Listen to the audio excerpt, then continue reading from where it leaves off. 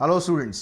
तो आज की इस क्लास में हम करने वाले हैं general equations of a line और साथ साथ एक्सरसाइज 17.6 के कुछ क्वेश्चंस भी करेंगे ताकि आप उससे समझ पाएँ कि कैसे आपको इक्वेशंस को यूज़ करना है। तो पिछली क्लासेस में हमने पढ़ा था कि इक्वेशंस हम कैसे बनाते हैं, कैसे उनके स्लोप निकालते हैं, या जो इंटरसेप्ट है उनकी हेल्प से हम कैसे इक्वेशंस को कन्वर्ट करते हैं, या इक्वेशन की हेल्प से कैसे हम उनके जो इंटरसेप्ट्स हैं वो निकालते हैं। तो जो जनरल इक्वेशन ऑफ लाइन होती है, इससे हम डायरेक्टली सीखेंगे कि भाई आपको स्लोप क्या करना, स्लोप क्या होगा इसका। जैसे मान लो ये लाइन दी है, मैं कहता हूँ इसका स्लोप क्या है या इसका एंगल क्या है, वो आप इजीली डायरेक्टली निकाल सकते हैं। पहले उसको हम समझते हैं डीपली कि क्या यहाँ पर आपको करना है। देखिए, सबसे पहले हम इसको क्या करते हैं, हम reduce in slope intercept form. इस लाइन को हम सबसे पहले स्लोप इंटरसेप्ट फॉर्म में कन्वर्ट करते हैं। तो स्लोप इंटरसेप्ट फॉर्म होती है हमारे पास y equals to m x plus c, यानी इस इक्वेशन को इस फॉर्मेट में आप कन्वर्ट करो। कैसे कन्वर्ट करेंगे, तो y वाली टर्म्स है, इसको तो आप इधर रखेंगे बी वाई और ए एक्स, और इसको इधर ले जाएंगे minus a x and minus c. अब नेक्स्ट स्टेप में क्या करो, b को इधर ले जाओ तो यह आ जाएगा y equals to minus a upon b x and minus c upon b. तो इसका मतलब यहाँ से आपके पास क्या आ गया, इन दोनों इक्वेशन को अगर आप कंपेयर करो तो m की जगह क्या है आपके पास, माइनस ए अपॉन बी आया, यानी जो स्लोप है आपका वो आ गया माइनस ए अपॉन बी, और जो y इंटरसेप्ट होता है यानी जो c की वैल्यू होती है वो आ गया आपका माइनस सी अपॉन बी। यानी इस लाइन की इक्वेशन अगर आपके पास दी हुई है तो उससे आपको डायरेक्टली पता लग जाएगा कि भाई ये लाइन y एक्सिस को इस पॉइंट पर क्रॉस करेगी और ये इसका स्लोप आएगा बिना और कुछ निकाले हुए। अब ऐसे ही अगर हम यहाँ से x और y दोनों इंटरसेप्ट पता करना चाहें तो हम इसको रिड्यूस करेंगे, reduce in intercept form. Intercept form होती है आपकी x upon a plus y upon b is equals to 1। तो इसके लिए क्या करना है आपको, पहले इस c को राइट हैंड साइड में लेके जाओ। c को हम राइट हैंड साइड में लेके गए तो क्या बन गया आपके पास, ए एक्स प्लस में b y is equals to minus c. अब जो ये स्लो इंटरसेप्ट फॉर्म जो होती है इसमें यहाँ पर 1 होता है। यहाँ पर ये 1 तभी आएगा जब ये कांस्टेंट टर्म को माइनस सी से आप पूरी इक्वेशन को डिवाइड कर दोगे। तो यहाँ पर क्या बन जाएगा, minus a upon C x, इधर आ जाएगा माइनस बी अपॉन में सी एक्स वाई सॉरी, और इक्वल्स टू 1। तो यानी यहाँ से क्या पता लगा आपको कि जो आपका x इंटरसेप्ट है, यानी आपकी जो लाइन है वो x को कहाँ पर काटेगी, माइनस। अच्छा, यहाँ से एक आंसर देने से पहले इसको थोड़ा सा और आपको चेंज करना है, क्योंकि यहाँ पर क्या होता है, x होता है खाली। तो यहाँ ऊपर जो a आ रहा है इस a को आप नीचे शिफ्ट करोगे ऐसे x अपॉन में माइनस सी अपॉन में a, और ऐसे ही आप यहाँ पर करोगे y अपॉन में माइनस सी अपॉन में b इज इक्वल्स टू 1। तो x इंटरसेप्ट आपका ये नहीं आएगा, x इंटरसेप्ट ये आएगा माइनस सी अपॉन में a, और जो y इंटरसेप्ट है ये आपका आ जाएगा माइनस सी अपॉन में b। ठीक है, y intercept minus c upon में b और x intercept minus c upon में a। तीसरी जो फॉर्म होती है इसमें उसको हम बोलते हैं नॉर्मल फॉर्म। तो अगर नॉर्मल फॉर्म में रिड्यूस करना है, रिड्यूस इन नॉर्मल फॉर्म, इसका थोड़ा सा जरा ध्यान से समझ लेना। इसमें आपको करना क्या है, नॉर्मल फॉर्म जो होती है वो होती है एक्स कॉस अल्फा प्लस में y sine alpha is equals to p. तो यहाँ पर आपको क्या करना होता है, किसी भी ये जो इक्वेशन आपको दे रखी होगी इसको अगर आपको नॉर्मल फॉर्म में कन्वर्ट करना है तो पहले आपको यहाँ जो a और b के जो कोफिशिएंट है इनकी हेल्प से इसका मैग्नीट्यूड निकालना है। यानी आपको फाइंड करना है पहले square root of a square plus b square. ठीक है, प्लस माइनस जो स्क्वायर रूट करेंगे तो प्लस माइनस दोनों वैल्यू आएंगी। इस वैल्यू से इन सबको आपको डिवाइड करना है। तो इनको सबको अगर डिवाइड करोगे तो ये क्या बन जाएगा, a अपॉन में plus minus a square plus b square, और b अपॉन में a x b y upon में plus minus a square plus b square is equals to में ये जो c है c को हम उधर ले आते हैं माइनस सी अपॉन में plus minus a square plus b square.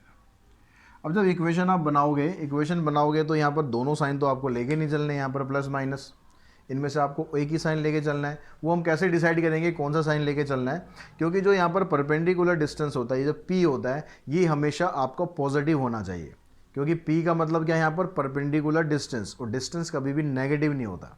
तो इसलिए यहाँ पर जब भी ये c की वैल्यू नेगेटिव आएगी तो इसको आपको पॉजिटिव करना पड़ेगा। तो यहाँ पर दो केस आपके बन रहे हैं, अगर सी आपका नेगेटिव आ रहा है या सी पॉजिटिव आ रहा है। हमें ओवरऑल क्या करना है, सी को पॉजिटिव करना ही करना है, नेगेटिव नहीं छोड़ना है। तो हम क्या करते हैं, अगर सी की वैल्यू नेगेटिव है तो इसका साइन भी आपको नेगेटिव लेना है। तो ये नेगेटिव और ये नेगेटिव मिलकर सी बन जाएगा पॉजिटिव।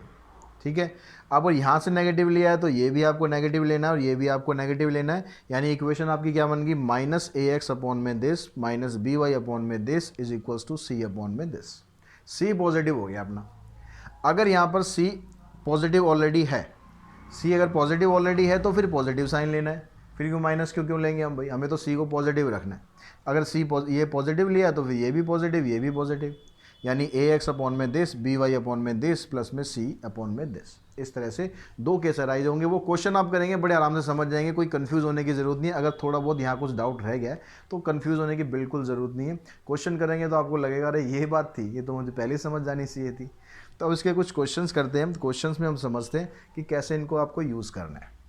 ठीक है, ध्यान रखेंगे स्लोप आपका माइनस ए अपॉन बी है, Y intercept minus c upon B है, और यहाँ पर x intercept minus c upon ए है, वाई इंटरसेप्ट सेम ही रहेगा, अलग कुछ नहीं है। इंटरसेप्ट फॉर्म नॉर्मल फॉर्म में आपको इसका मैग्नीट्यूड निकालना पड़ेगा, उससे सबको डिवाइड करना है।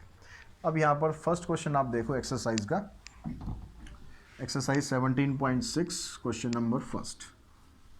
तो इस एक्सरसाइज में ये आपको बता रहा है कि जो इसका फर्स्ट क्वेश्चन है, write the equation of a line through origin and parallel to the line this.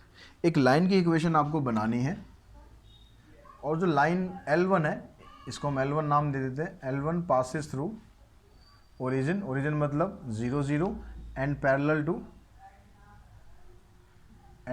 To this line 4x minus 7y plus 13 is equals to 0। तो लाइन की जब इक्वेशन बनाते हैं तो आपके पास स्लोप होना चाहिए और कोई एक पॉइंट होना चाहिए। पॉइंट आपको यहाँ दिया हुआ है 0 0, बस आपको स्लोप चाहिए। अब स्लोप आपको कहाँ से मिलेगा, हमारी जो लाइन है इस लाइन के पैरेलल है। जब दो लाइन पैरेलल होती हैं तो स्लोप बराबर होते हैं।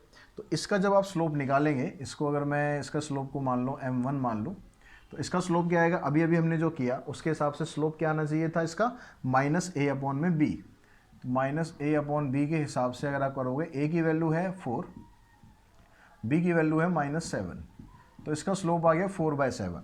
तो ये जो लाइन L1 है इसका स्लोप भी 4/7 आ गया, क्योंकि ये लाइन और ये लाइन दोनों आपस में पैरेलल है। तो स्लोप ऑफ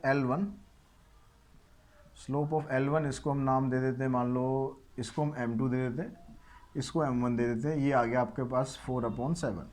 क्यों हो गया, क्योंकि लाइन पैरेलल है। तो इक्वेशन ऑफ लाइन क्या बन गई आपके पास, y minus y1 slope x minus x1। तो इसको आपने यहाँ क्रॉस मल्टीप्लाई करोगे, ये आ जाएगा वही 7y इज इक्वल्स टू में 4x को आप इधर ले आओगे या 7y को उधर ले जाओगे, तो 4x minus 7y is equals to 0। ये आपकी इक्वेशन आ जाएगी। अब इसी का जो सेकंड पार्ट है उसमें भी सेम चीज़ है कि लाइन ओरिजिन से पास हो रही है, लेकिन दूसरी जो लाइन है उसके साथ परपेंडिकुलर है। तो जो परपेंडिकुलर का केस होता है उसमें क्या, line passes through L1 passes through 0 0 and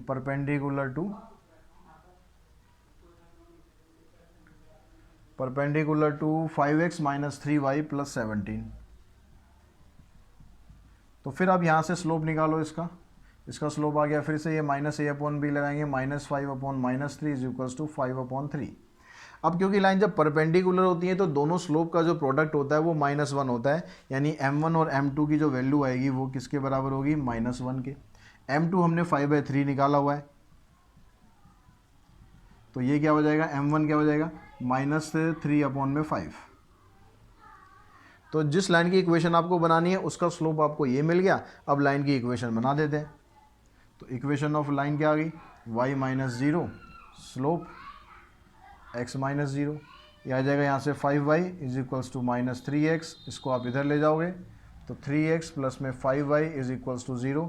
ये आपकी लाइन की इक्वेशन आ जाएगी। ठीक है, तो ये दोनों कुछ पार्ट हमने इसके कर लिए। अब सेकंड पार्ट देखते हैं। सेकंड पार्ट में कहता है find the equation of a line through the point this and parallel to the line this. ये क्वेश्चन नहीं कर रहा हूँ, अपने आप करना। यहाँ पर क्या कहता है, find the equation of line through the point this. ये जो पॉइंट आपको 0 0 था, अब पॉइंट आपको दे दिया -2 3 and parallel to the line this, और एक लाइन यहाँ पर दे रखी है जिसके पैरेलल है। सेम कंसेप्ट यूज़ करना है, यहाँ पर वो दोनों पॉइंट आ जाएंगे, बाकी इक्वेशन आपकी बन जाएगी। सेकंड पार्ट भी इसका इसके सेकंड पार्ट की तरह परपेंडिकुलर दिया हुआ है, ओरिजिन की जगह यहाँ पर एक पर्टिकुलर पॉइंट दे दिया है, तो आप बड़े आराम से क्वेश्चन कर पाएंगे। हम क्वेश्चन नंबर 3 पे चलते हैं। 3 में आपको 2 लाइन दी हुई है, उन दोनों लाइनों को कह रहा है दोनों लाइन आपस में पैरेलल है। अब दोनों लाइन पैरेलल हैं तो क्या होगा, उनके दोनों के स्लोप बराबर हो जाएंगे, तो बस वही सेम कंसेप्ट यूज़ करते हैं। तो लाइन कहता है यहाँ पर if the line 2x + 3y + 5, line जो L1 है, लाइन L1 आपके पास 2x + 3y - 5 = 0, सॉरी +5 है, और जो दूसरी लाइन है L2, यहाँ पर ये कह रहा है 3x - ky + 11। ये दोनों लाइन आपस में पैरेलल हैं। दोनों लाइन पैरेलल हैं तो दोनों के पहले स्लोप निकाल लेते हैं। इसका स्लोप आ गया -2/3, वो -a/b। इसका स्लोप आ गया -3/k, यानी 3/k। अब क्योंकि दोनों लाइन आपस में पैरेलल हैं तो इसका मतलब हो गया कि दोनों के जो स्लोप हैं वो आपस में बराबर है। तो यहाँ -2/3 रखा, यहाँ पर 3/k रखा। इसको सिंप्लीफाई कर दो, k की वैल्यू आ जाएगी -9/2। ठीक है। अब इसका जो सेकंड केस है उसमें भी आपको वैल्यू निकालनी है k की, लेकिन वहाँ पर लाइन आपस में परपेंडिकुलर है। तो लाइन यहाँ पर जब दूसरी हम लेते हैं, ये फर्स्ट पार्ट था, यहाँ पर जो लाइन L1 आपको दी है उसमें कहता है 3x - 7y + 13, 3x - 7y + 13 = 0। और जो लाइन L2 है वो आपको दी है kx + 2y -5 = 0। अब यहाँ पर कह रहा है कि लाइन आपस में परपेंडिकुलर है, तो भाई पहले तो स्लोप निकालो, -3/7 यानी 3/7, और यहाँ से स्लोप निकालो -k/2। अब क्योंकि लाइन दोनों आपस में परपेंडिकुलर है तो इसका मतलब हुआ कि जो दोनों के स्लोप का प्रोडक्ट -1 है। तो m1 की वैल्यू होगी 3/7, m2 की वैल्यू है -k/2 = -1। हमें k की वैल्यू निकालनी है, तो ये 14/3 इधर हो जाएगा, -k = -14/3, माइनस से माइनस कैंसिल, k की वैल्यू आ गई 14/3। क्वेश्चन नंबर 4 में देखोगे, कहता है the image of the point -1 2 in the line 4x + 3y - p = 0 is the point 3, 5। यहाँ पर ये क्या कह रहा है कि एक लाइन है आपके पास, उस लाइन की इक्वेशन आपको दे दी 4x + 3y - p, 4x + 3y - p = 0, ये लाइन है। अब यहाँ कह रहा है if the image of the point -1 2, एक पॉइंट है आपके पास यहाँ पर -1 2, इसकी जो इमेज बनती है इस लाइन के अकॉर्डिंग, इसकी इमेज बनती है 3/5। तो इमेज वाले क्वेश्चन जब भी आप करोगे ना, इमेज हमेशा कहाँ बनेगी, परपेंडिकुलर डिस्टेंस पर बनेगी और इक्वल डिस्टेंस पर भी होगी। तो यहाँ जो ये आपके पास इमेज आ गई, ये आ गया 3/5। अब यहाँ पर आपको क्या करना है, इस p की वैल्यू आपको फाइंड करनी है। अब जब भी इमेज बनेगी तो हमेशा ध्यान रखना कि ये जो यहाँ पर जो एंगल बनेगा वो परपेंडिकुलर होगा, ठीक है। ये लाइन, मान लो ये लाइन है आपके पास, एक पॉइंट ये, इसकी इमेज कहाँ बनेगी, इसके बिल्कुल सामने बनेगी। अब इसके बिल्कुल सामने बनेगी मतलब परपेंडिकुलर आएगा वो। तो परपेंडिकुलर आने का मतलब है कि इसके स्लोप और इसके स्लोप का प्रोडक्ट -1 हो गया। ये लाइन हम L1 ले लेते हैं, ये लाइन हमारी L2 हो जाएगी। तो लाइन जो L1 है उसकी तो आपको इक्वेशन दे रखी है, इक्वेशन ऑफ L1, ये क्या होगी 4x + 3y - p = 0, ठीक है। अब यहाँ से लेकिन आपको वैल्यू तो p की निकालनी है, स्लोप व्लोप का तो यहाँ पर कोई काम आएगा ही नहीं। स्लोप का काम क्यों नहीं आएगा, क्योंकि जो स्लोप यहाँ निकालोगे वो आएगा -4/3, और स्लोप इसका निकालोगे तो फिर p की वैल्यू तो उससे निकलेगी नहीं। तो फिर हम क्या करें, हम एक तरीका और इस्तेमाल कर सकते हैं कि भाई हमारे पास ये जो पॉइंट है ये मिड पॉइंट हो जाएगा इसका, जब भी इमेज बनेगी वो मिड पॉइंट भी होगा। तो हम पहले ये पॉइंट निकाल लेते हैं, ठीक है। m is the mid point of, m is mid point of L2। तो मिड पॉइंट फार्मूला के अकॉर्डिंग इसके जो कोऑर्डिनेट है m के, ये क्या आ गया आपके पास, कोऑर्डिनेट ऑफ m r, ये हो गया x1 + x2 -1 प्लस में 3/2 और 2 प्लस में 5/2, यानी आ गया 3 - 1 2, 2/2 1 और 7/2। अब ये जो पॉइंट आपका निकला 7 1 एंड 7/2, ये पॉइंट इस लाइन के ऊपर भी तो लाई कर रहा है ना, तो इस लाइन के ऊपर लाई करने का मतलब है कि because 1 and 7/2 lies on line L1। तो इसका मतलब जो लाइन L1 की इक्वेशन है ये पॉइंट उस इक्वेशन को भी सेटिस्फाई करेगा। तो यहाँ पर आपके पास 4 इंटू में x प्लस में 3 इंटू में y minus p is equals to 0 ये आ जाएगा। तो p की वैल्यू निकालनी है तो इस माइनस पी को ही पहले उधर पटक दो, बाकी यहाँ पर सॉल्व करो। 4 प्लस में 21/2 इज इक्वल्स टू पी। इसका एलसीएम लेंगे, 2 4 जा 8 को इसमें ऐड करेंगे तो ये आ जाएगा 29/2। तो p की वैल्यू आ जाएगी आपकी 29/2। अब यहाँ पर देखो आप क्वेश्चन नंबर 5th, उसमें कहता फाइंड द एंगल। एंगल आपको फाइंड करना है in which the line this with the positive direction of x axis. Line आपको दी है √3x प्लस में y प्लस में 5। लाइन की इक्वेशन है √3x प्लस में y एंड प्लस में 5 इज इक्वल्स टू 0। ये लाइन x एक्सिस के साथ क्या एंगल बनाती है? x एक्सिस के साथ जो एंगल बनाएगी वो उससे क्या निकालते हैं हम? स्लोप निकालते हैं। स्लोप क्या होता है? tan थीटा होता है। तो अगर हमें स्लोप मिल गया दैट मीन्स हमें tan थीटा मिल गया, तो इसका स्लोप क्या हो जाएगा? वही -a/b यानी -√3। तो इसका जो स्लोप है वो आपके पास आ गया क्या? -√3 आ गया। अब -√3 आ गया, इसका मतलब इसका जो स्लोप होगा वो उसका एंगल 90 डिग्री से ज़्यादा होगा। स्लोप वाले टॉपिक में हमने डिस्कस किया था कि स्लोप अगर आपका नेगेटिव आ रहा है यानी उसका जो एंगल होगा वो ऑब्ट्यूस एंगल होगा।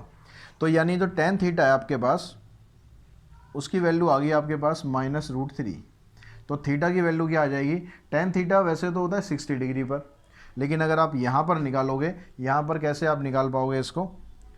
तो tan theta equals to minus, अगर मैं इसको लिखूँ ऐसे tan 60, तो इसको मैंने आपको लिखना समझाया था अप्लाइड मैथमेटिक्स वालों को, प्योर वालों को इसमें कोई दिक्कत नहीं आएगी। इसको आप लिख दो, माइनस साइन को हटा के इसको आप लिख दो tan 180 माइनस 60, तो यह आ जाएगा 120, यानी थीटा आ गया आपका 120 डिग्री। तो बच्चों देखो क्वेश्चन नंबर 5th का जो सेकंड पार्ट है उसमें कहता है find the area of triangle whose sides lie along the line x equals to 0 y equals to 0 and 4x plus 5y equals to 20। एक ट्राइंगल है जिसकी जो साइड्स है वो x इक्वल्स टू 0 का मतलब y एक्सिस होता है और y इक्वल्स टू 0 का मतलब x एक्सिस होता है। ट्राइंगल की दो साइड तो इसके अलोंग है, तीसरी साइड के लिए उसने आपको इक्वेशन दी हुई है। तो इक्वेशन है 4x प्लस में 5y इक्वल्स टू 20। तो क्वेश्चन नंबर 5th का सेकंड पार्ट, 4x प्लस में 5y equals to 20।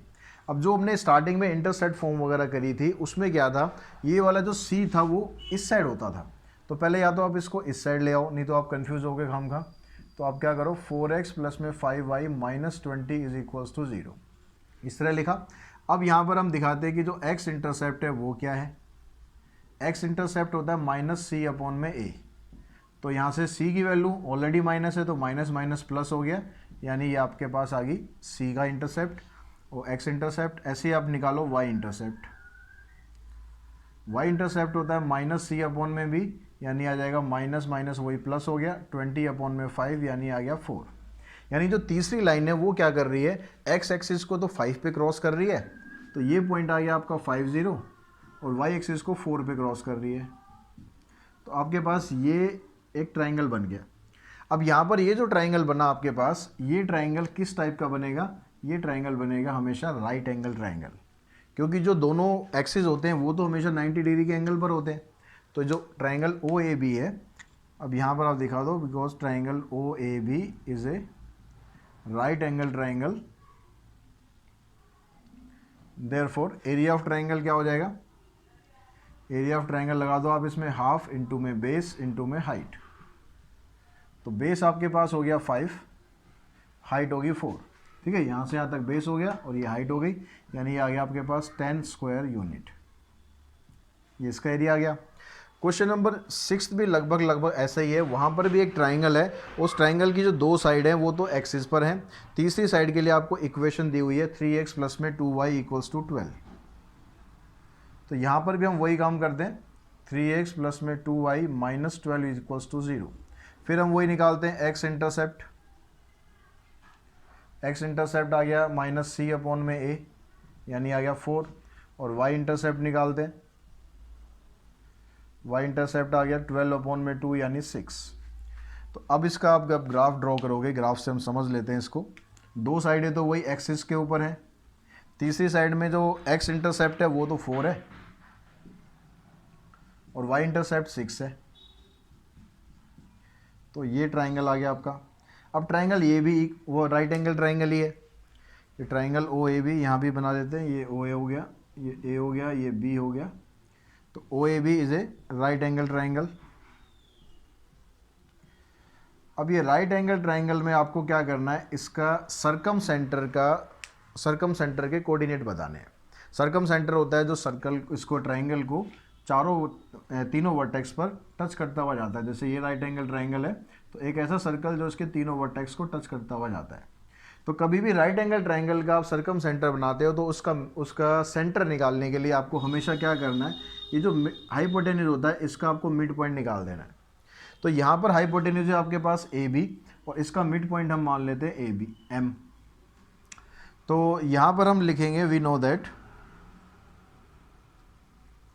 circum center of right angle triangle is always its midpoint, of hypotenuse। इस क्वेश्चन में हमारे पास क्या है, दैट इज पॉइंट M। तो हमें बस क्या करना है, कोऑर्डिनेट ऑफ M निकालने हैं, वही आपका सरकम सेंटर आ जाएगा। तो m के कोऑर्डिनेट निकालने के लिए इसका मिड पॉइंट फार्मूला लगाएंगे। तो x1 प्लस x2 यानी 4 प्लस में 0/2 और 0 प्लस में 6/2 यानी आ गया 2 और 3। तो ये आपका क्या आ गया, coordinate of circumcentre. Question number 7 में देखते हैं। 7 में कहता है what is the angle between the line x plus y equals to 0 and y equals to 0। कौन कौन सी लाइन है, एक तो कह रहा है कि x plus y equals to 0, उसका स्लोप देखेंगे क्या आएगा।